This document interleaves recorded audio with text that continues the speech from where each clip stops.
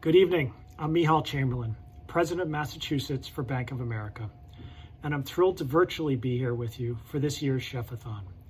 As we all know, coronavirus has had a significant negative impact on our communities and a disproportionate impact on vulnerable populations here in Massachusetts. In response, we've partnered with many organizations that are working to address some of our community's most pressing needs, especially access to healthy and nutritious meals. That's why we're so proud of our partnership with Lovin Spoonfuls. I want to thank Ashley and the entire Lovin Spoonfuls team for working around the clock to rescue and distribute healthy, fresh food that would otherwise go to waste to the communities across Massachusetts that need it most. We know that working through this pandemic was no small feat. And further, I'm excited to congratulate you on the distribution of your 20 millionth pound of food. What an incredible milestone that we all can celebrate, albeit virtually, with you here this week. Cheers to our long-standing partnership and continued success. Now let's enjoy tonight's demo. Hi, my name is Joel Simonson, the Development Officer for Lovin Spoonfuls. Welcome to Chef-a-Thon. We're grateful to you all for your wonderful support. This week, we are joined by some amazing chefs. Special thanks to chefs Daniel Bajorquez, Tracy Chang, Karen Akonowitz, and Douglas Williams for sharing your time and your talents with us. We hope you enjoy. For people in the inner city, it's hard to get healthy food because it's expensive. I mean, I used to drive all the way to Boston to get cheaper products because it would be expensive here. So having that support there that I don't have to worry about having food for my kids, gives me peace of mind. Food is a basic human right from a very basic biological level. No matter where we are in the community, no matter how closely or indirectly COVID is affecting our life, food is what we need to survive, to recover.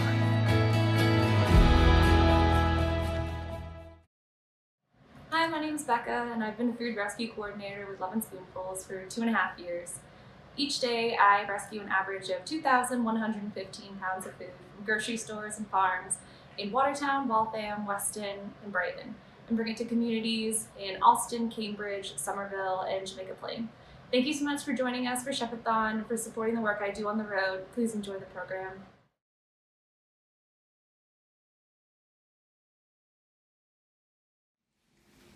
Hi everybody, my name is Douglas Williams. I'm the chef and owner of MIDA restaurant in Boston.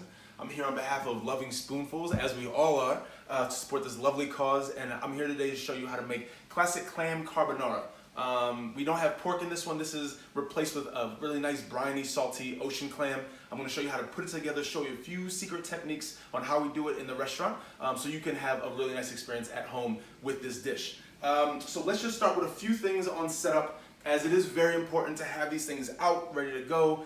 It also makes it very enjoyable. To have things in cabinets away in the fridge and grabbing them as you need them is not a way to cook, and definitely not a way to cook professionally. So I'm gonna show you a few ways on how to make this just much more efficient. If you wanna do it along with me, that's fine. If you wanna maybe take some notes and write it on the recipe card that I provided, you can do that as well. But just some really easy ways that we go about this. So let me just start off by showing you a few things. So I have everything out that I need essentially. We have salt, ground pepper, olive oil, grated garlic, our pasta, our clams, a ladle for water, cheese, chives, all utensils, and the plate that I'm going to be using to plate it in, as well as the egg yolk to emulsify the sauce. So everything is out, ready to go. It doesn't have to be in exact proportions or amounts, because you may want to add a little more, you may want to take away a little. I always like to have more than I need in case I want to do a riff or add another spice or add another ingredient. So this is all just out, and we call this mise en place, or mise en place is just to have everything you need in the places that you need it. So I'm just gonna start off basically with pasta cookery, right? Pasta cookery can seem very wizardry and not linear. It just feels very all over the place, but it really is very singular in its manner. And I'm gonna show you just a quick, easy way to hold in your mind how to do it effectively, and so you have a really nice end result. So, water boiling. If you have an issue with salt or something, you just don't like a lot of salt, you don't have to add salt to the water. But I love to add salt to the water because you end up using that as the base for your sauce. So that's why professionals use it, as well as amateur home cooks, as it does add what we call layering to your sauce. You know, when one thing is seasoned, another thing is seasoned, another thing is seasoned, you add those things together, you get this really nice complementary level of flavors. When you have only one thing that's really heavily seasoned, you have less agility and less bandwidth to season your food with. So I'm just gonna season my water. That's your first ingredient, okay? So I'm gonna toss my pasta in. This is a small gauge bucatini. You're gonna find when you go for bucatini, especially for carbonara, you can do it with gnocchi, you can do it with any pasta, spaghetti, linguine for carbonara sauce, but bucatini for me, it just tastes the best, the texture is lovely, and when you go to find it in the stores, you're gonna find that you find different gauges, different thicknesses.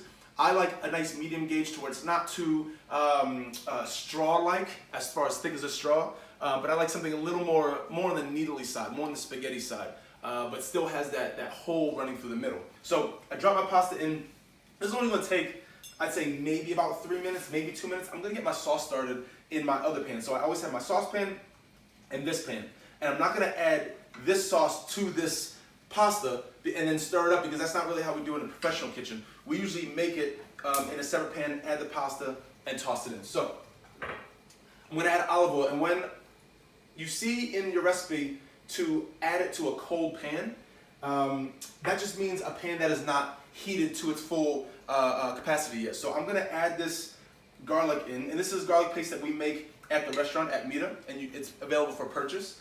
But it really takes all of the astringent properties out of the garlic and just exemplifies the sweetness of it. So again, this is a cold pan. You don't see it sauteing or simmering, getting bubbly.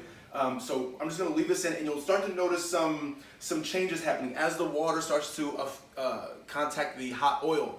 It'll start to make those nice little bubbles, but you'll be able to control it this way. This is how we do it in the restaurant. This is how we control each dish, so that we're not just throwing garlic in a hot pan and it just instantly burning, or we only having a second or two to react. We want to be able to really look at what we're doing and really examine and look at each and every dish, and that's how we control consistency, right? So as that starts to saute, you'll start to notice the fragrance immediately starts to hit you in a much different way than just throwing garlic in a hot pan, okay? So as that starts to saute, you'll notice that this garlic in particular, especially I should say, doesn't really burn.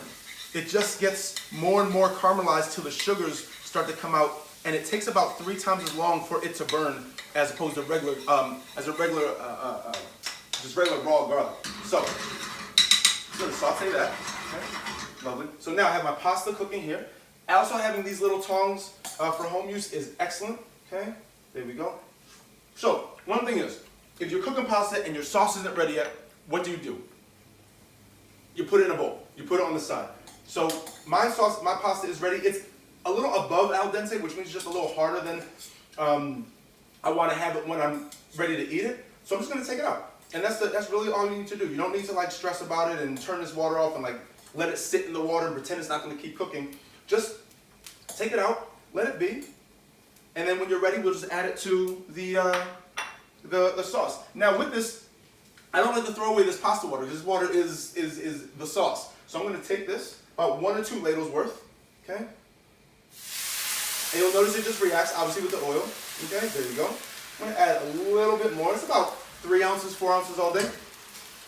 And now I'm just going to add my chopped clams. Okay. You can buy these in the store, you can buy them frozen, you can take fresh clams, steam them, and then chop them up, whatever you like. I love a linguine and clam sauce. That's one of my favorite dishes to have, and one of my favorite dishes from my childhood memories growing up in Atlantic City near the shore.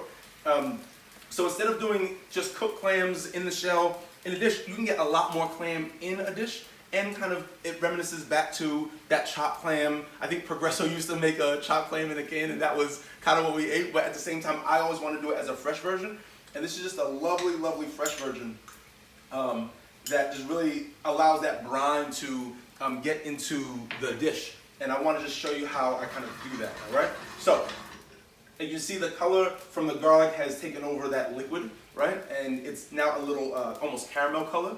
So that clam is now cooking in that garlic liquid, right? So now we've got that. So I'm gonna season it with a hefty amount of pepper. So just for ratio, when you're making carbonara, you want it to be a little spicy. Carbonara actually means carbon, or the presence of carbon. So when you add the pepper, it actually gives us this brown color, right? This darker carbon metallic-like color because of the presence of so much pepper, black pepper. So I actually add 2 big pinches of black pepper, and you want it to be a tad spicy, not from chilies and not from any sort of like traditional spice that we would think of from jalapenos or from any vegetable, but from black peppercorn.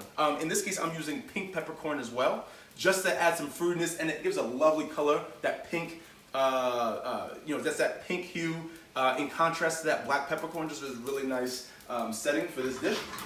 So, got that. I can already see what looks like carbon, right, in this pasta. It's so present and so prevalent in there that it is the dish. So I also just added 1 pinch of salt. So that's for when you're making carbonara, cacio e pepe, it's 2 big pinches of pepper to 1 pinch of salt, okay? So whenever you're doing that, that's just the ratio. So if you're doing it for more than 1 person, you just double it, 4 pinches of pepper to 2 pinches of salt. So I've got my finishing ingredients on this side, right? So I've got my egg yolk, my cheese, and my chives that I'm gonna add in. Okay,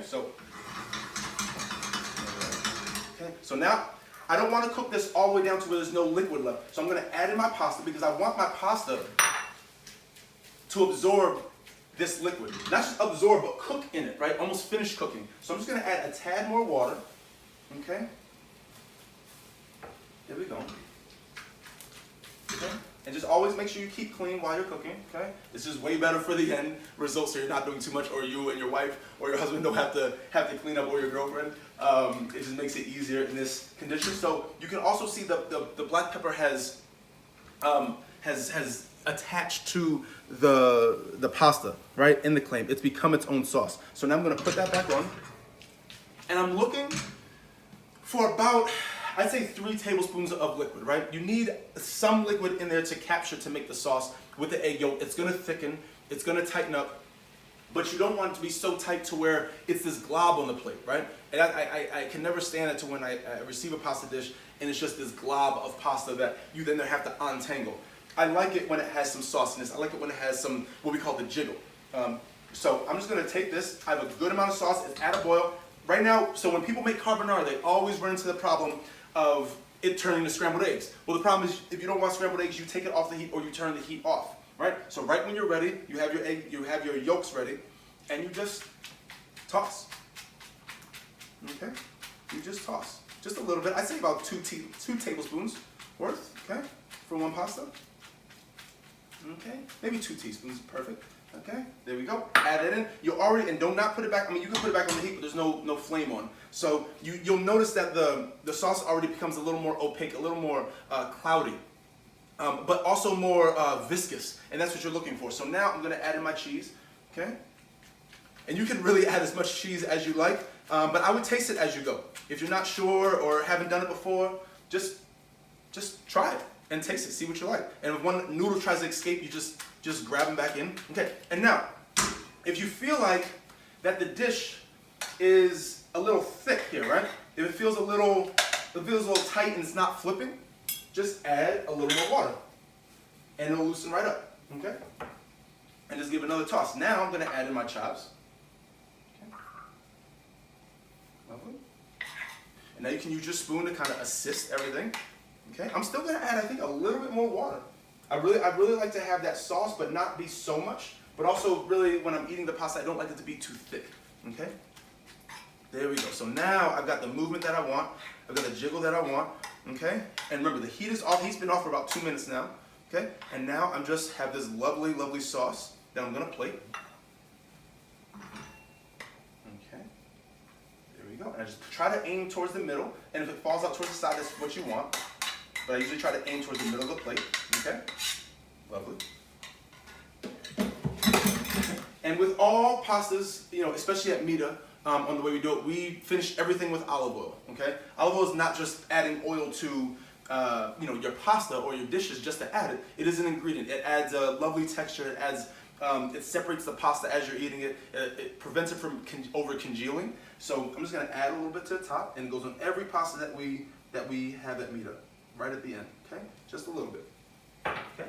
Also have what we call our pan grattato, which is our caramelized breadcrumb that we sell at the restaurant. That goes on all of our carbonaras, and I'm just going to add a little bit to that for beautiful, lovely texture. And you can add your own breadcrumb if you like, but I really like adding breadcrumbs to pasta and adding different flavors. You can add onion powder, you can add all sorts of things that are either of your culture or your ethnicity, and that's what I like to do. So also just some cheese at the end. Okay.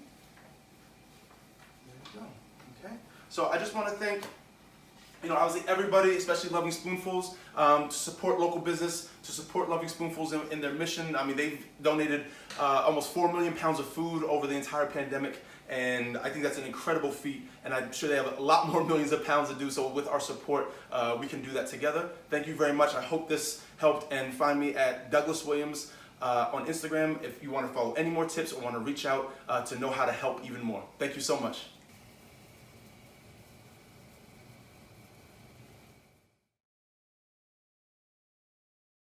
Hey, Chef, thank you so much for being a part of this. There is just so much going on, and I feel like you in particular have had a super intense few years. There was awards, then there was last year, and it's crazy that it's March now because it really feels like it's just been March for an entire year. But how are you doing? Like, talk to us about what's happening. Yeah, a lot of things. Just here trying to figure out what month it is and what day it is. But it comes down to the guests and the customers. I mean, that's why we have a business, and that's why we exist is for that reason. So it's all just to find our ways that got us here, right? Which is welcoming people in the MIDA fashion and providing generosity during every visit. And this last year has tried to take that away from us, right? In a sense, both financially, emotionally, really in every way. And but we always say that hospitality never dies, and we know that it's not going to go away. Like, it's impossible. Like, human interaction over food that's not in your home will always be a thing unless it is absolutely impossible. So with knowing that and keeping that in mind, we develop ways to move forward and planning for the future. So that's what we've been doing is planning for 2021. As if it were not, even if it wasn't COVID, we'd be planning for 2021 and 2022. That's just what we are just continuing on our journey, and that is what's happening, and trying to make sure that we are helping people along the way while we do that, because that is also what we do. Naturally, that's why we love making other people feel really good, even if it impacts us from getting enough sleep for ourselves or being with our family or being with our loved ones. That is our sacrifice. And, for that, people support us, and people want to see what else we have going on. So that's why, thankfully we're able to do that. And I think I love what you said, because there's so much in there that really not just parallels, but intersects with what we do, right? And there's so much about being in the business of feeding people and serving people, and whether we're doing it in a restaurant, whether we're doing it at our level, there is so much that's connected there. What about our work sort of speaks to you in terms of that connection about feeding people that's just obviously in your blood? Yeah, I mean, it's also in our business model. Like, it's feeding people is how we do it, and that's why I've partnered with obviously Lovin Spoonfuls, and why I've been there for ever since. Even before I opened, I was doing events, to kind of promote the restaurant and promote what was happening and how we wanted to be impactful on this corner of Mass Ave and Tremont. And it's part of what we do. It's part of who we are. We can't do the events in person, which really stinks and is unfortunate, but at the same time, maybe we're able to reach more and create a bigger impact, and maybe we'll able in 2021 we'll be able to do both. And I think that is maybe what's happening here, and I'm excited for that, to see that we maybe get to do some in-person Events. I almost don't want to say it out loud. I feel like I'm gonna jinx I it. know, don't jinx But of course, yes. Seeing how much Loving Spoonfuls does for our community and how much we kind of cross our rivers with either the same donors or the same people or the same people we're helping or the same organizations we're partnering with from on a week-to-week or month-to-month basis, we find ourselves kind of like, oh, you're here too. And I think that as businesses and organizations, and I think that is an interesting thing. And then we think of more things to do together like this. And I think that just all, that begets more opportunity and more helping, because that's really what it's about. It's about helping the people who are around us, because it is very evident on Mass Ave that there are a lot of people who still need help. And I think about this a lot, but I'm glad that not glad, but I'm happy at the fact that it is apparent rather than hidden. And when it's hidden, you can't see the hunger, you can't see the pain, you can't see yourself in those people, or I should say these people, because they are us. There's really nothing that separates us other than a few feet and some opportunity. And I think that you're not, yes, you're trying to feed people, but you're trying to get folks that are having some issues at this time in their life, whether it's their fault or not a fault of their own, to get to experience more opportunities for themselves. And food is that bridge, and as is housing, but food is the piece that you need to make. Food is the fundamental part, and you are helping in that. I'm excited to be partnered with that. Us too. Everything you just said, it's built into what we both do. And I think for us, we've been watching you, and we've been watching hospitality for the last year and feeling helpless in our own way, right? And looking at sort of everything that has brought all of us to our knees in so many ways, and all of the things that have been immense challenges, not just in supporting hospitality, but really where there's an opportunity to make sure that we're all doing our part to call out what's important. And here, I really want to call out and sort of lift up and elevate the Black Restaurant Challenge, being able to talk about what can we all do in our communities to say, how can we be not just supportive, but most supportive in the efforts that really matter. Can you talk a little bit about what's happening in that area, and tell us how we can understand a little bit more about it? Sure. It's hard. It's a big one. It's hard to not say the obvious, and I don't want to say it in an obvious way. Obviously, if you want to support restaurants, you go out and eat, and that's obviously easy to connect. But when you want to do it to maybe restaurants either you haven't tried before, you're very unfamiliar with, you don't know where they're located, you don't know if they exist, you've never heard of it before, you just have to treat it as if it were anything else. You look online, you do research, you find keywords. Obviously, we have the Google machine now, so that makes life very simple, and way easier than I think that we let our minds believe. Like, we think it's just this distant thing, even before. So just before pandemic, I remember February, January of 2020, I was doing a lot of interviews, and I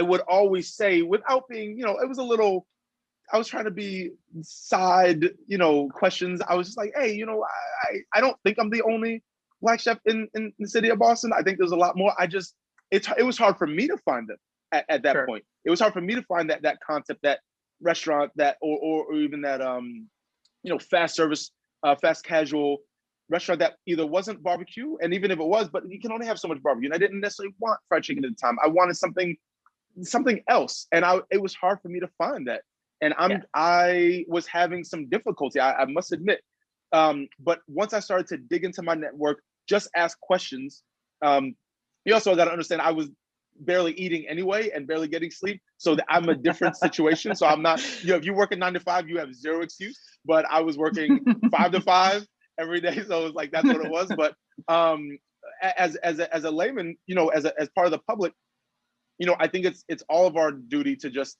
go and search and look up those restaurants that otherwise, or just drive around other neighborhoods, or look up restaurants in neighborhoods that are just, you don't ever go to or travel to or have any reason to go there. And we all know where certain types of restaurants are, or certain communities live, and where they are, the Mattapan, the Dorchester, the Roxbury, and keep looking forward, or just go into restaurants and ask other people. It's just about really doing due diligence, and it may be frustrating at first.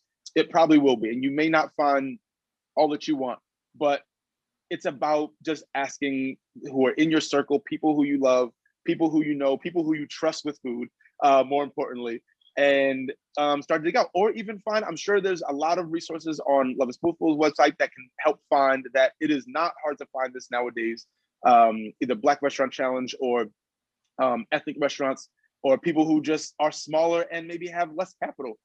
You just have to try. That's really the only thing I can say. And I'm doing my best to do that as well.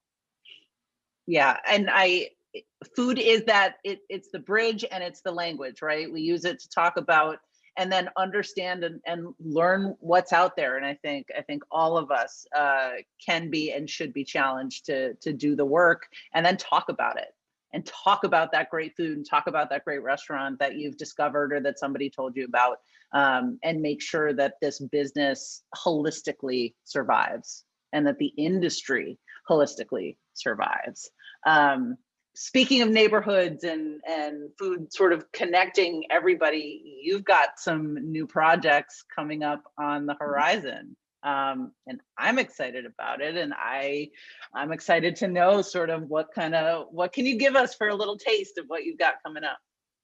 Sure, I got a couple of tastes for you. So one thing, what was happening before pandemic, it was actually middle of March, the whole world upside down. We were getting ready to open a New Haven style pizza shop, or pizza concept, I should say. Yeah, so I don't know if anybody knows what New Haven style is, but if you don't, you're doing yourself a big disservice by not taking a little trip down to New Haven, Connecticut, and trying Sally's pizza. We used to drive down for lunch and then come back to the burbs. the best 4-hour commute you ever had for lunch. For sure. No, but it's honestly, it's life changing.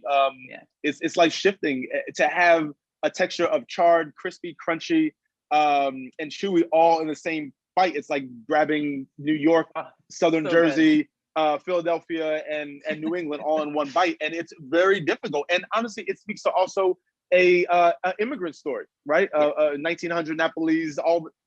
I could go into it forever, but we only have so much time. But that's it. That we want to pay homage to that concept and that style and that people and that struggle, that was had when the Nepalese came to this country, and the Italians as a whole came to this country, and the bias and what that did, and the type of fuel they use and why that influenced the way it tastes. I mean, and until this day.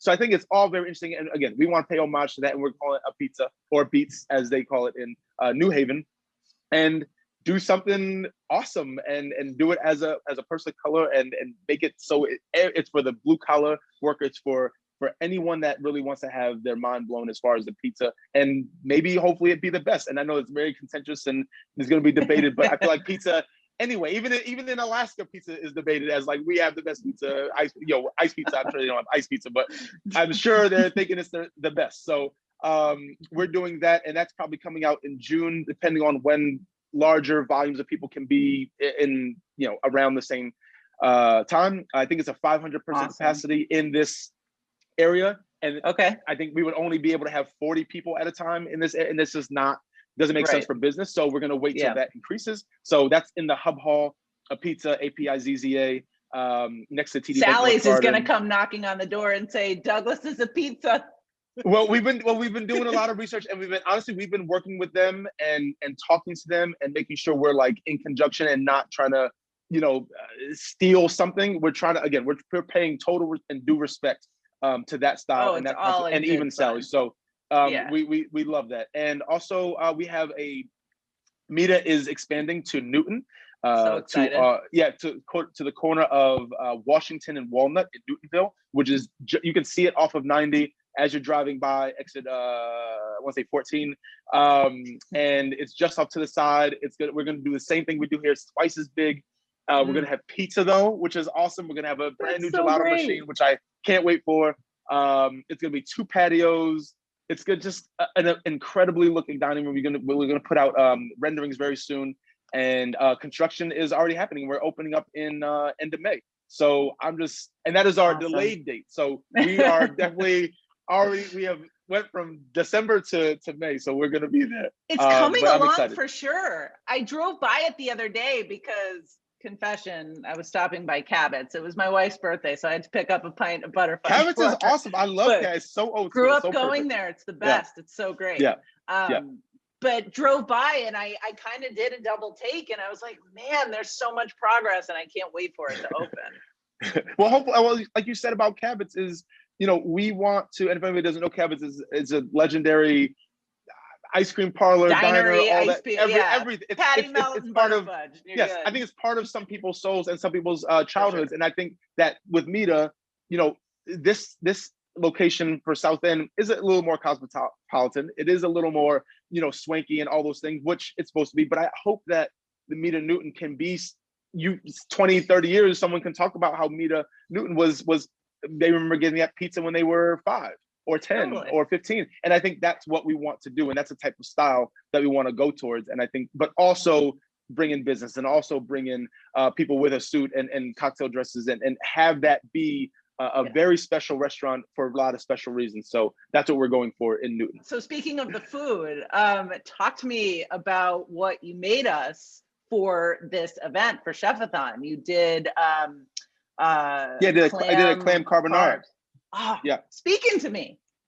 Yeah, clam carbonara goes well. I mean, you can interchange it with crab, lobster, just vegetarian items if you want to, some mushrooms. I mean, but I did it very straightforward, more technical and technique focused carbonara, and you'll see that just from timing, from cooking of the pasta, from the addition of the clams. We basically take some clams up from Wellfleet and also from Ipswich, and we chop them up. So good. And so good. We soak them beforehand so it removes all the sand out. Bacon, pasta. Come on. Yes. So I actually did it because I have a Jewish household. I converted to Judaism about 4 years ago. So I am, My brother.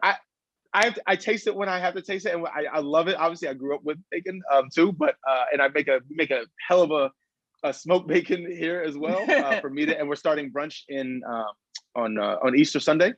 Awesome. And but I actually omitted the bacon and the guanciale as traditional, just to make it a little more streamlined and to focus on technique of cooking the pasta and additions of carbonara. Usually when people cook carbonara, the number one thing you hear is, oh, I made them into scrambled eggs, or I cooked the cheese too much and it curdled. So I really try to show the way of how to add and when to add and the amounts to add, and that will let you make whatever style of carbonara that you like in any guise. And I think that's the way best forward. So you'll really enjoy it. Cannot wait. Douglas, thank you so much. Chef, we are so excited for you to come to Newton, to get back to MIDA, to get into some pizza. Thank you for sharing. And we're behind you. We're behind the hospitality community. There is so much important work that we all can do. And I want to commit everybody who's here for Chef-a-Thon tonight to take your word seriously and go out and start food exploring, because we all can do it. Thank you very much. And if you want to follow me or want to know more about carbonara or ask questions or just shout me out, obviously it's at Douglas Williams on Instagram, and you can just ask me whatever questions you want at any time, and feel free to throw Lovin Spoonfuls as a tag, and I'll be happy to repost it. And I think that will help also just spread the word. So Chef, thanks for being with us. Thank you very much. All right, have a great one.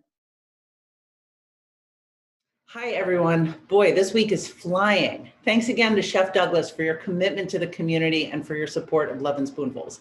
I am so excited for your new spots to open, and well, let's be honest, pasta is always a good idea. I also want to thank our sponsors, our entire community of support, for really continuing to be there for us and for everybody that we serve. We'll be back tomorrow for our final session this week with Chef Karen Akonowitz. Thanks. Good night.